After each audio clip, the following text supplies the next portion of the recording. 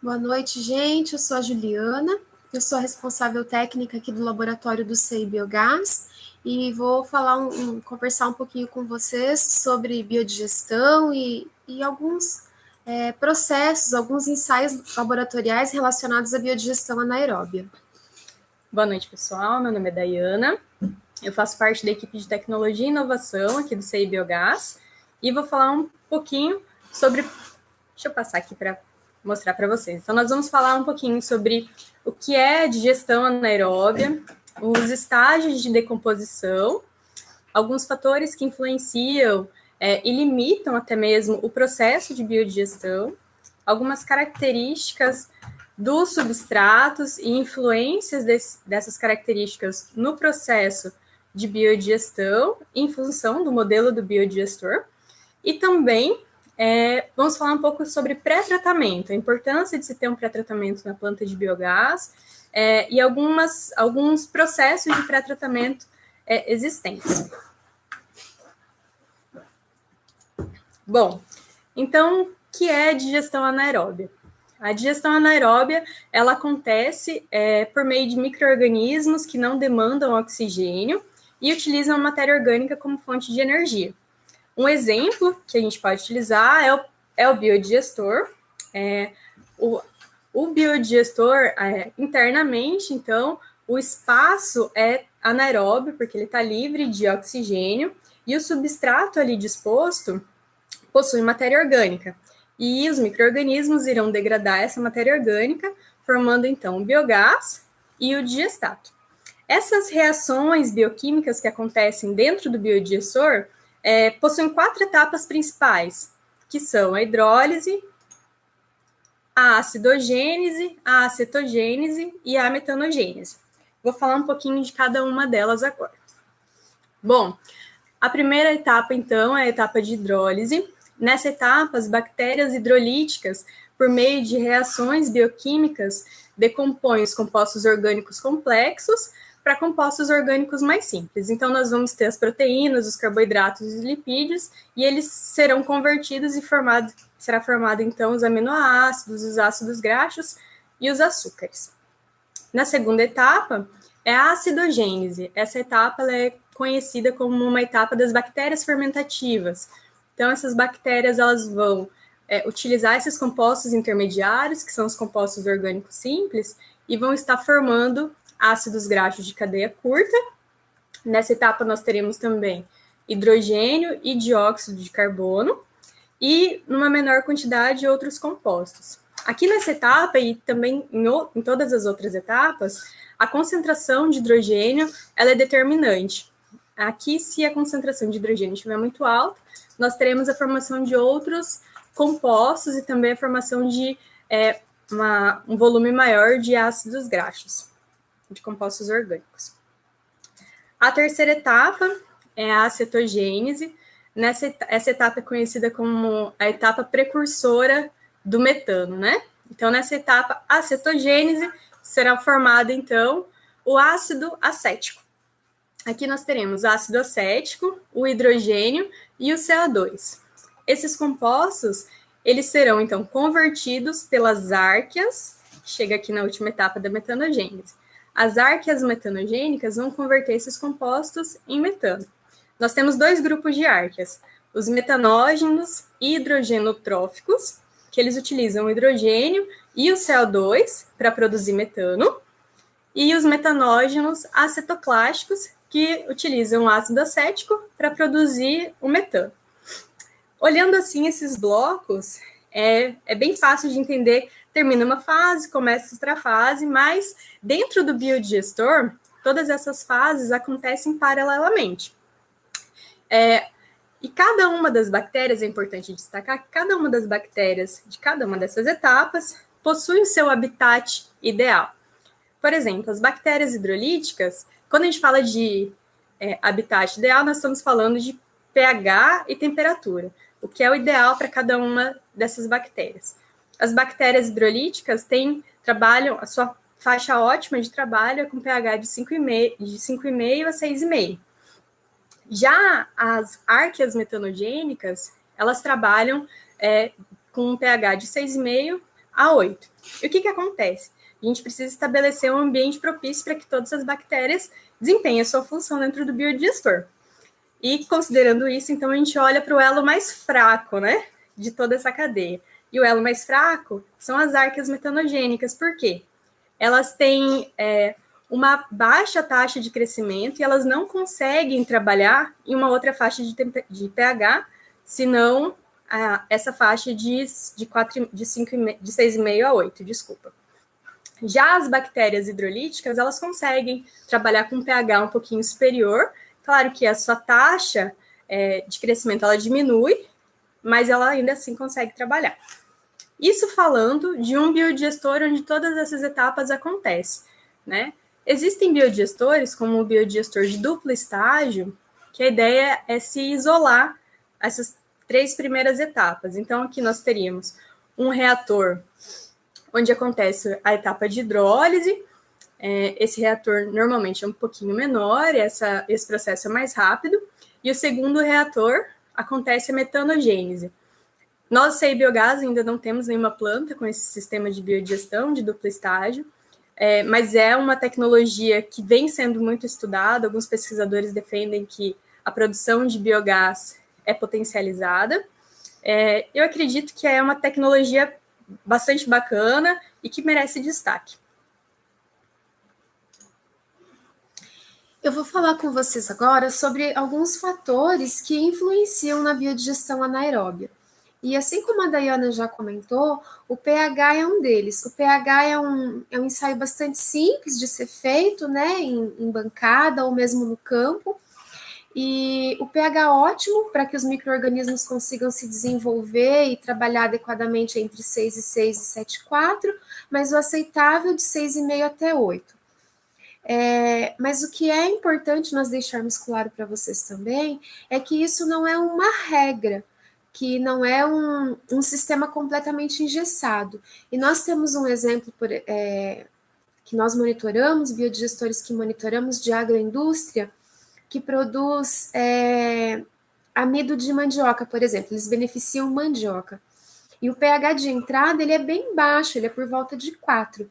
Mas como já é um biodigestor estável, que tem um tempo de operação, que já tem uma alcalinidade adequada, ainda que a entrada do efluente seja com um pH um pouco mais baixo, o biodigestor consegue trabalhar. Como a Dayana falou, pode ser que o desempenho dos micro-organismos, por ter esse pH mais baixo, ele não seja o ideal. Mas, quando você considera a quantidade de efluente que você tem, a quantidade de biogás que você está produzindo, pode ser que corrigir o pH não seja viável. Então, você aceita o fato de que o teu efluente tem um pH um pouco mais baixo e ainda assim você vai conseguir ter uma produção, um volume de biogás produzido que atende a sua necessidade ou a sua expectativa. Outro fator que ele é muito simples de ser monitorado em laboratório é a alcalinidade, é monitorado por meio de uma titulação, é um ensaio de baixo custo, e a alcalinidade serve para verificarmos qual é o efeito tampão do biodigestor. Então, normalmente se avalia uma amostra da entrada do biodigestor e uma amostra do efluente que está saindo do biodigestor. E o que é alcalinidade? A quantidade de carbonatos que tem dentro desse bio que serão capazes de absorver efluentes mais ácidos ou mais básicos que entrem ali. Então, se a alcalinidade está boa e entrar um efluente que ele é um pouco mais ácido, o biodigestor não vai sofrer tanto o efeito disso. Os micro-organismos que atuam no biodigestor não vão sofrer tanto esse efeito, porque tem uma alcalinidade mais elevada e é capaz de driblar, por assim dizer, o pH. Outro fator que também pode ser analisado são os ácidos graxos voláteis. Como a Dayana falou, nas primeiras etapas, quando acontecem a acidogênese e a cetogênese, tem a produção desses ácidos graxos. E os micro-organismos, eles atuam em simbiose. Então, se a primeira etapa de micro-organismos produziu os ácidos, a segunda categoria dos micro-organismos tem que consumir esses ácidos para que não baixe excessivamente o pH do biodigestor. Então, quando você tem um desequilíbrio de micro-organismos, por exemplo, dentro do teu biodigestor, que não tem a quantidade, a taxa de micro-organismos para fazer cada etapa do processo de biodigestão, você pode ter um acúmulo de ácidos graxos e esse acúmulo vira baixar o pH. Não é algo tão simples de se controlar na prática, mas principalmente em processos de startup de biodigestores, quando você vai dar partida em um biodigestor, se você não tem um inóculo adequado, por exemplo, um lodo adequado para auxiliar nesse seu processo de início do biodigestor, você pode ter esse problema do acúmulo dos ácidos graxos.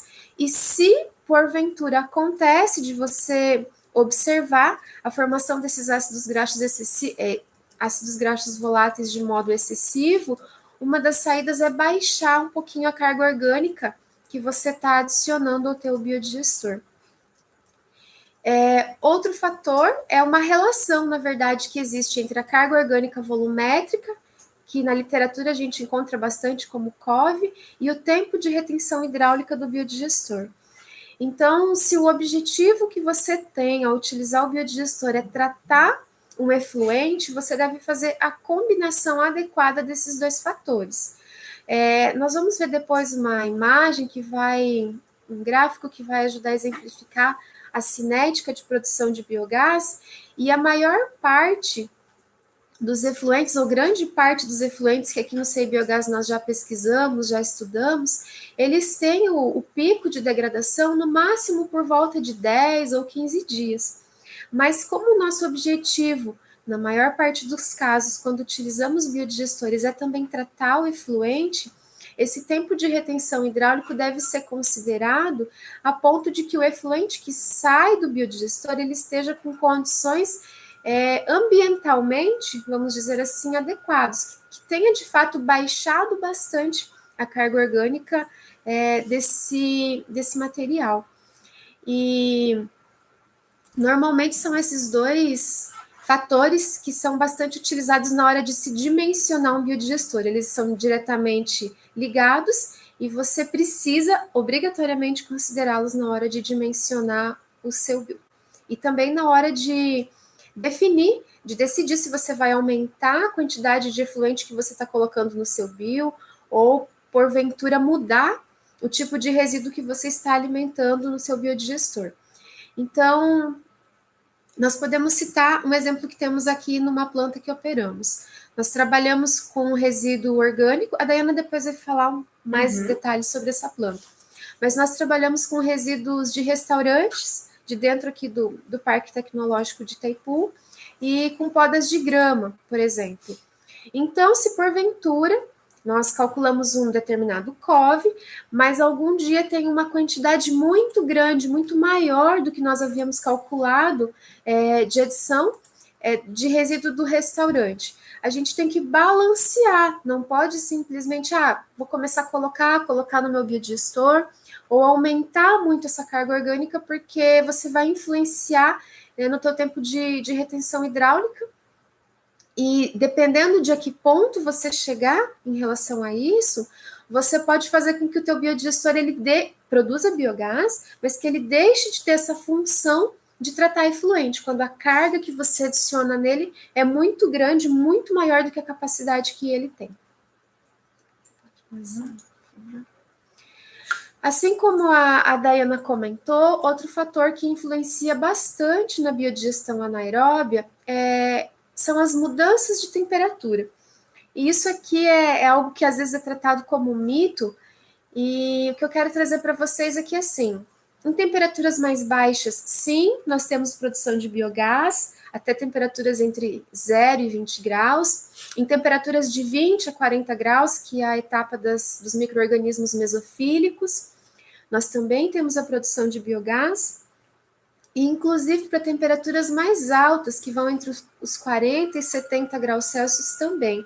São classes diferentes de micro-organismos que vão atuar em cada uma dessas diferentes faixas de temperatura. Mas o que é mais importante, na verdade, quando falamos em micro-organismos, é a estabilidade. Então, se opta por trabalhar com um biodigestor que ele é com temperatura mesofílica, entre os 20 e 40 graus Celsius, é importante que se mantenha uma temperatura que não varie muito, que tenha uma oscilação de no máximo uns 3 ou 4 graus Celsius. Porque se um dia você opera o teu biodigestor, falando de um bio com aquecimento, aí um dia o teu biodigestor está com uma temperatura de 50 graus Celsius, aí 3 dias depois você está com 20 graus, aí depois você vai para 35 graus. Os micro-organismos têm dificuldade de se adaptar e de conseguir se reproduzir com essas oscilações. Então, quanto mais estável for a temperatura de operação do biodigestor, melhor. O que acontece é que, com temperaturas mais baixas, o tempo de degradação ele é um pouco mais alto. O processo é mais lento. E aí a gente pode... Tem um exemplo bem simples, mas que eu gosto de comentar sobre ele, que é a geladeira, por exemplo. Se a gente armazena uma comida na geladeira, ela dura mais tempo, mas vai chegar uma hora que ela vai estragar. E ela vai estragar porque os micro-organismos quem estão consumindo. Então, se você tiver temperaturas mais baixas, vai ter produção de biogás, mas vai demorar mais. E se você tiver temperaturas mais altas, termofílicas, é muito provável que esse teu processo de degradação seja mais rápido. Mas o que tem que se levar em conta é o valor que você vai gastar em energia para atingir uma temperatura termofílica justifica a instalação do sistema de aquecimento até essa temperatura. Então, tudo isso tem que ser avaliado também quando vai fazer a avaliação de viabilidade do projeto. Além disso, que vão ter menor influência, mas também podem ser problemáticos na biodigestão, agentes inibidores variados, como metais pesados, antibióticos, desinfetantes, limitação de elementos traço.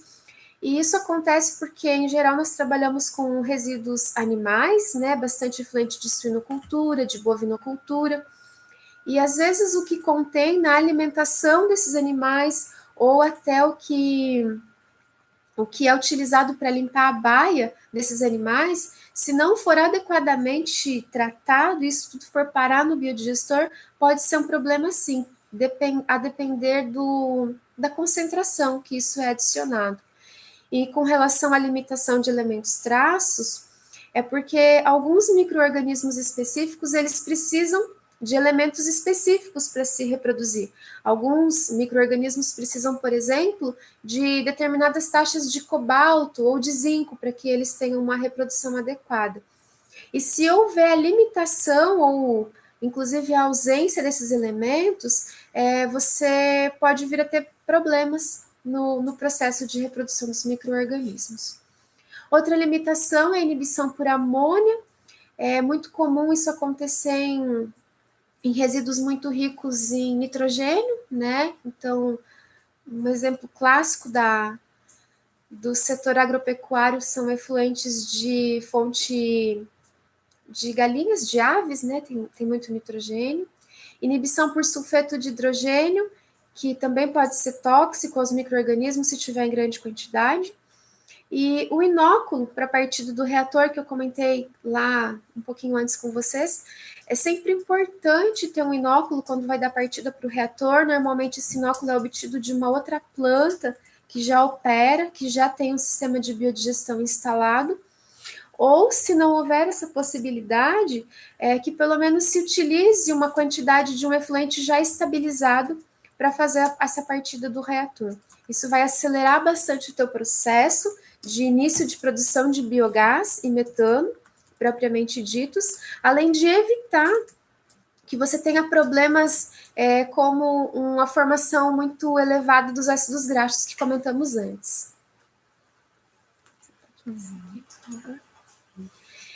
Aqui nessa tabela, o objetivo de trazê-la para vocês é porque é uma pergunta clássica que o pessoal faz, é assim, mas quanto que um porco produz, por exemplo, de biogás, né? É mais ou menos assim, se eu tenho 1000 porcos lá na minha propriedade, quanto biogás que eu vou gerar? E aqui são informações de um banco de dados europeu, bastante consolidado já. E, por exemplo, aqui, para o efluente líquido de suíno, ele trata que você pode ter uma produção, essa informação aqui, entre 180 a 490 metros cúbicos de biogás para cada tonelada de sólidos voláteis que você coloca no teu biodigestor. E aí a pergunta é assim, se eu for dimensionar um biodigestor, então, eu vou usar 180 ou vou usar 490? Ou vou fazer uma média desses valores? E por isso que é muito importante que você caracterize de fato o efluente que você vai utilizar no teu biodigestor, né? Embora suínos pareçam ser muito parecidos em diferentes regiões, mas o manejo que você dá no efluente, a alimentação que esses animais recebem é diferente, e isso pode ter influência, né, no dejeto que eles vão produzir. Então, por isso que sempre é bem importante caracterizar de fato, né? E até mesmo o modelo de biodigestor adequado. O seu efluente tem as suas características, é importante fazer essa análise do potencial de produção de biogás dele, mas o biodigestor também que será utilizado no processo de produção. Então, alguns biodigestores possuem um fator tecnológico, uma capacidade de tratamento mais elevada que outros. E isso é um fator que é importante se considerar no momento do dimensionamento. Uhum. Então, só reforça de que é muito importante você conhecer de fato aquilo que você vai colocar dentro do seu biodigestor antes de que você dimensione ou inclusive escolha o modelo de biodigestor que você vai implantar em determinado lugar. Aqui, o que eu trouxe para vocês são algumas curvas, né, cinéticas de produção de biogás. Então, no eixo de Y, nós temos a quantidade de biogás que produziu por quilo de sólidos voláteis, no eixo de X. E no eixo de Y, o tempo de degradação em dias. Aqui são casos reais de amostras que nós já testamos no nosso laboratório, aqui no SEI Biogás. E o que nós podemos ver, por exemplo, é que esse efluente aqui, ó, da linha mais escura, que tem uma produção um pouquinho mais alta, ele teve uma degradação muito rápida. Mais ou menos aqui, ó, no 6º dia, ele já atingiu o pico de produção de biogás. E se nós pegarmos esse outro efluente aqui, esse outro resíduo da linha laranja, ele teve o pico de produção aqui por volta do 15º dia. E aí, o que tem que se avaliar é assim, se eu vou misturar 2 diferentes tipos de resíduos num biodigestor, e vamos imaginar aqui numa situação que os 2 resíduos que nós vamos misturar são esses, o da linha mais escura e o da linha laranja. Qual é o tempo de retenção hidráulica que nós vamos considerar aqui para ter o pico de produção, né? E isso também tem a influência de se o meu biodigestor ele vai estar aquecido. Então, aqui nós estamos falando de curvas de produção em experimentos que aconteceram no laboratório, com temperatura ideal, com temperatura controlada, né? A 37 graus nós fazemos os ensaios, 37 graus Celsius, conforme recomenda a norma. Mas se você for trabalhar com temperaturas mais baixas, por exemplo, você vai atingir essa mesma produção de biogás, possivelmente, mas essa curva ela vai ser menos acentuada, elas vão ser todas mais alongadas, assim, esse tempo para o início da degradação vai ser um pouquinho maior. E principalmente quando se fala em codigestão, essa cinética de cada um dos materiais precisa ser avaliada com bastante cuidado, para que se tome a decisão tecnológica mais adequada.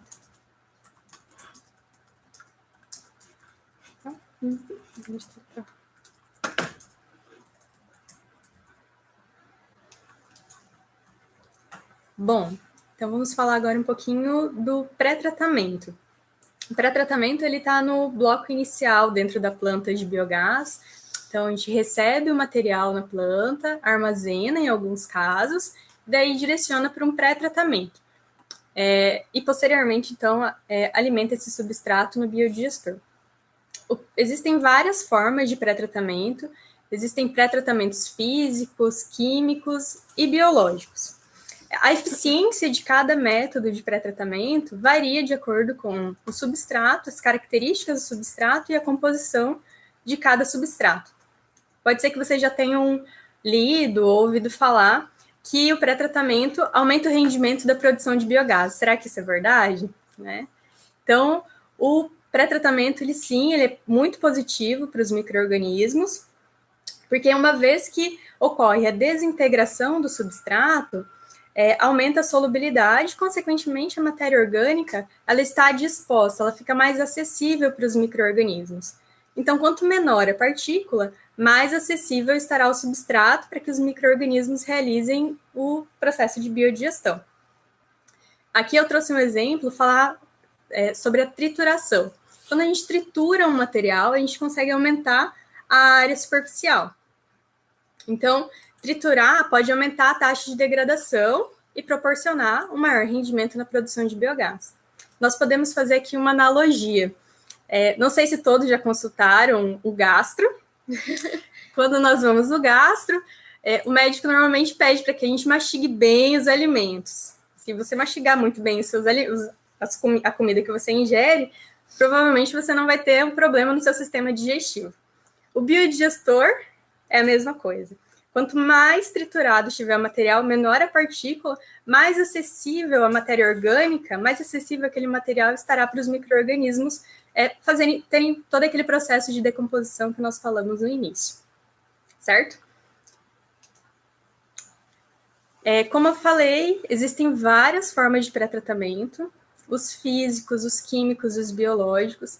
Tem uma gama de processos e tecnologias disponíveis no mercado, com cada tecnologia direcionada para um tipo de substrato, com valores também que variam bastante.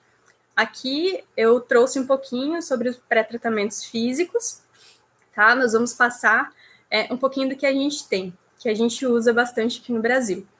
Então, trouxe aqui o processo de explosão a vapor e hidrotermólise. Esses dois pré-tratamentos, eles são muito utilizados para materiais substratos lignocelulósicos. Esse substrato, de forma geral, a gente tem um problema, né? A gente chama de problema. Nosso problema é a lignina. A gente precisa fazer a quebra da lignina para acessar a hemicelulose e a celulose. Quando a gente consegue romper essa barreira, né, quebrar a lignina, fica muito mais fácil o processo de decomposição e de produção de biogás a partir desse substrato. Outro pré-tratamento é a extrusão. O sistema de extrusão, nós inclusive temos em algumas das nossas unidades de demonstração. A extrusora, ela faz a separação da fração líquida e da fração sólida. Aqui nesses exemplos, estão sendo utilizados dejetos bovinos. Por que fazer essa separação? Nós temos biodigestores que trabalham com uma taxa de sólidos mais alta e biodigestores que trabalham com uma taxa de sólidos mais baixa. No caso da nossa unidade de demonstração Star Milk, ela é um biodigestor lagoa coberta e, como vocês sabem, ele trabalha com uma taxa de sólidos mais baixa, até 3%. Então, é feita essa separação. A fração sólida ela é encaminhada para uma compostagem, para ser utilizada como adubo ou até mesmo cama das vacas, e a fração líquida é direcionada para o biodigestor. Por que é feita essa separação? Além, né, do modelo do biodigestor, para que a gente consiga preservar a vida útil do nosso sistema de tratamento. A gente mandar todo esse material para dentro do biodigestor, possivelmente a gente vai estar assoreando ele e levando ele à parada após um tempo. Em relação a isso, vocês lembram que a gente falou um pouquinho lá antes sobre o tempo de retenção hidráulico, né? Então, quando você tem a decomposição, né, o sedimento desse material que vai ficando dentro do biodigestor, você diminui a área útil dele, porque está formando uma camada ali no fundo. Então, se você havia calculado um tempo de retenção hidráulico de 30 dias, por exemplo, e está acontecendo a sedimentação, a decomposição desse material numa velocidade X, significa que ao longo de um ano você perdeu determinada área útil do teu biodigestor, logo o teu tempo de retenção hidráulico já diminuiu. E aí você pode não estar atingindo a produção de biogás que havia sido prevista, ou porque não está conseguindo o material ficar lá dentro o tempo suficiente, né, para que seja degradado, Ou, inclusive, porque em algumas situações você está empurrando, você está fazendo um caminho preferencial para que o material que acabou de entrar já saia do teu biodigestor. Uma espécie de caminhos preferenciais.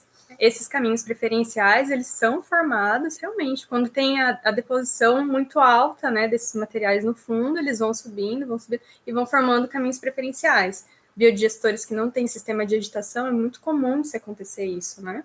Então, por isso que a agitação, a recirculação, esse movimento de quebra de crosta no interior do biodigestor, ele é muito importante para a gente conseguir preservar e evitar essas situações. Outro pré-tratamento é o peneiramento. Nós também utilizamos bastante esses modelos de peneira desaguadora. A peneira, assim como a extrusora, é a mesma ideia de se fazer a separação de sólidos grosseiros e da fração líquida. Existem vários tamanhos de malha que você pode ir alterando de acordo com as características do substrato que você tenha. Outro fator que é bem importante a gente destacar, que tanto o processo de extrusão quanto o de peneiramento podem ser utilizados como um pré-tratamento antes da entrada do substrato no biodigestor, como um pós-tratamento. Pode-se utilizar esses processos com um digestato, caso você queira fazer essa separação após o sistema de biodigestão, se o seu biodigestor conseguir tratar esse material, né, sem esse pré-tratamento, você pode utilizar ele no processo final. Aqui eu vou falar um pouquinho sobre a trituração. Como eu disse antes, o processo de trituração ele é bem importante para a gente aumentar a área superficial do material. Essas fotos são da nossa unidade de demonstração Itaipu. Aqui nós recebemos grama, esgoto e resíduo sólido orgânico.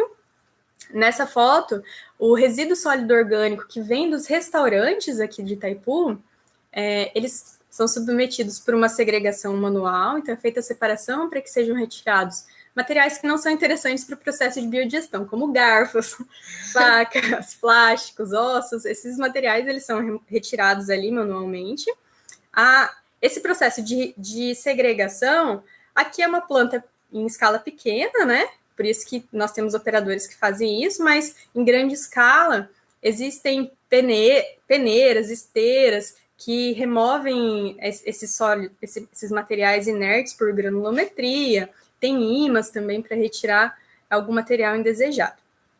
Após esse processo de separação, o resíduo sólido orgânico vem para esse triturador aqui, é feita a trituração e o material cai na caçamba basculante, na caçamba.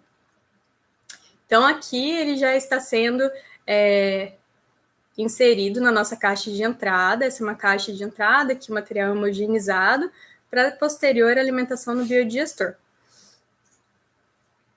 Achei que você queria complementar. Então, além desses pré-tratamentos, nós temos também adensamento de lodo, para estações de tratamento de esgoto. Quando você precisa aumentar a concentração de sólidos, você pode utilizar um sistema de adensamento de lodo, picadores, crushers. Então, existem vários pré-tratamentos físicos, químicos e biológicos.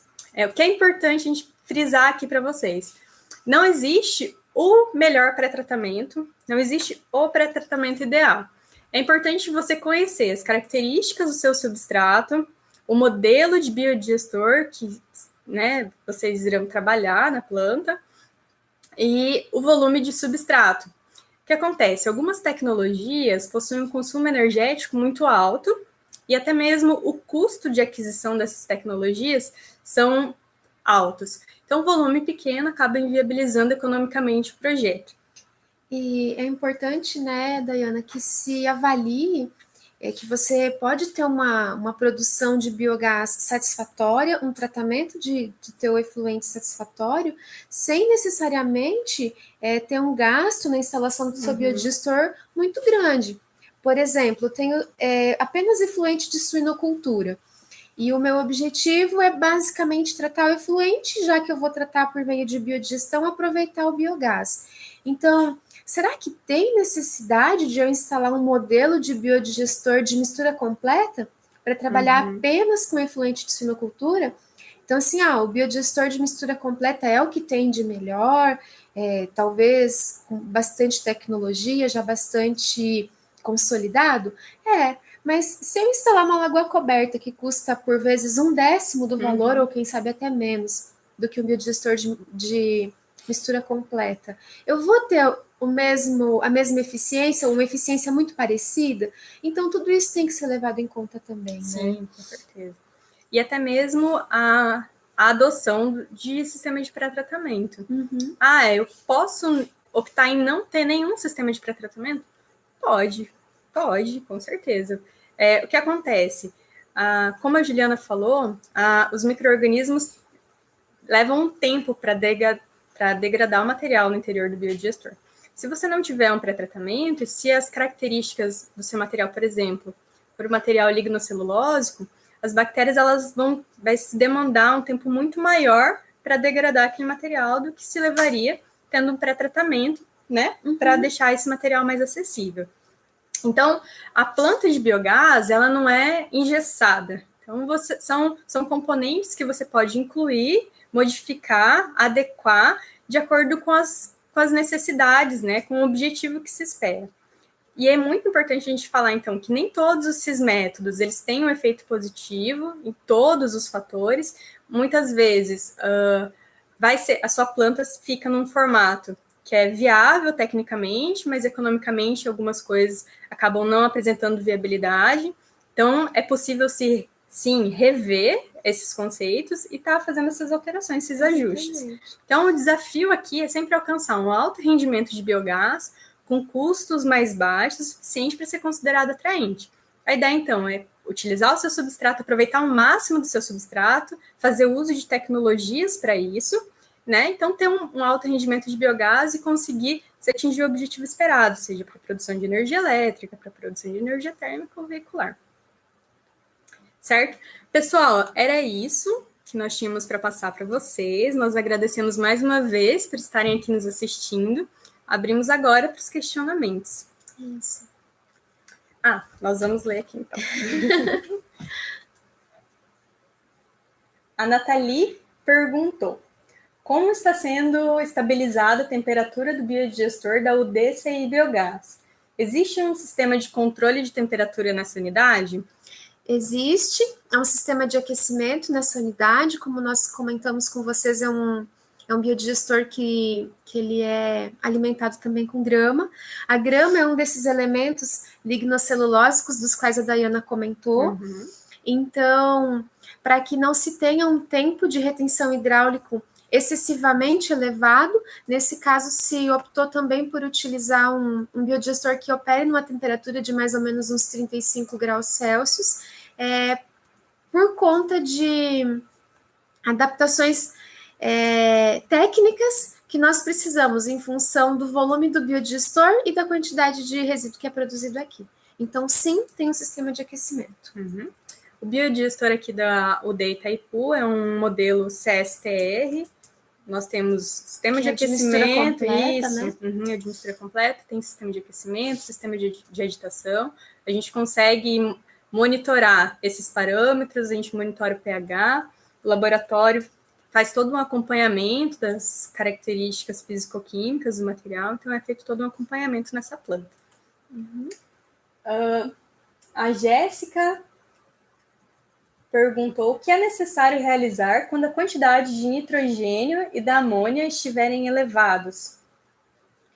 Normalmente, os biodigestores eles operam muito bem com uma relação carbono-nitrogênio numa proporção de 70-30, 70% uma quantidade de carbono e 30% de nitrogênio. Então, se o teor de nitrogênio estiver muito elevado, é necessário adicionar algo que vá suplementar a quantidade de carbono. Na verdade, você precisa levar a quantidade de carbono para equilibrar o nitrogênio. E dependendo de como estiver esse teor de nitrogênio, é importante que seja um carbono rápido, de fácil degradação.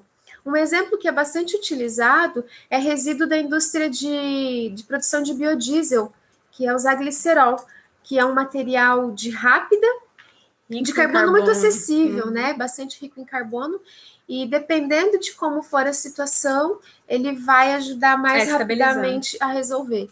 Mas é importante salientar, pessoal, que não é assim, então se é um carbono rápido, então vou colocar lá um monte porque vai produzir um monte de biogás. Não, tem que ser avaliado tecnicamente, né? Analisar o que é que tem no biodigestor, o que é que está acontecendo, como que está sendo a produção de biogás, qual está sendo o teor de metano que você está obtendo, para que aí sim se façam essas intervenções. Como nós comentamos, os micro-organismos eles gostam de estabilidade. E assim como eles gostam de estabilidade térmica, eles também gostam de estabilidade daquilo que eles estão recebendo. Então, se você só alimenta, por exemplo, seu biodigestor com efluente de bovinocultura, e aí um belo dia você fala, não, eu recebi aqui um monte de glicerol aqui, consegui, vou colocar, porque vai produzir muito biogás. Calma, não é bem assim, né? Tem que avaliar tecnicamente muito bem isso. Pode ser que num caso assim você acabe perdendo a relação carbono-nitrogênio e isso vai prejudicar a estabilidade do biodigestor. A Jéssica perguntou também, a cada quanto tempo é necessário realizar o monitoramento desses parâmetros, sólido, alcalinidade, os inibidores?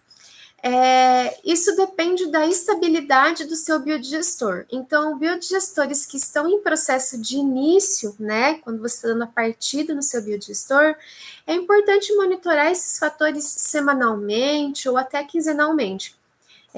Avaliando, né, monitorei uma semana, monitorei na semana seguinte, eu estou vendo que ele mantém uma regularidade depois de umas 3 ou 4 semanas, talvez você pode começar a espaçar um pouquinho mais.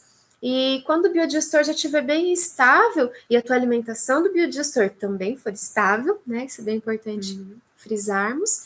Esse monitoramento pode ser mensal, até a cada 2 meses. A próxima pergunta. Quando não há sistema de aquecimento, há possibilidade de acontecerem variações bruscas desses parâmetros devido às mudanças de temperatura externa? Sim.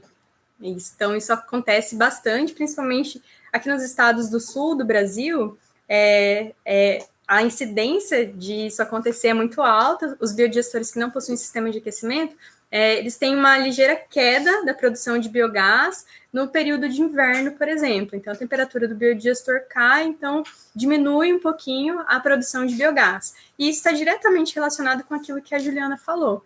Então, vai continuar produzindo biogás? Vai continuar produzindo biogás, mas o que diminui é a eficiência, né, daqueles micro-organismos com a faixa de temperatura ali que eles estão sendo expostos.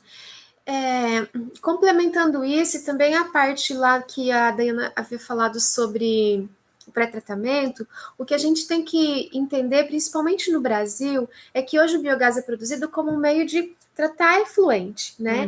Via de regra, não existem empresas que elas têm contratos, por exemplo, de fornecimento de biogás. Então, em geral, o pessoal, né, tem o efluente e ele quer tratar, e a partir desse efluente ele gera o biogás, e ele acaba usando esse biogás para consumo próprio, seja para gerar energia ou para abastecer veículos, enfim, alimentar caldeiras, né, em algumas agroindústrias.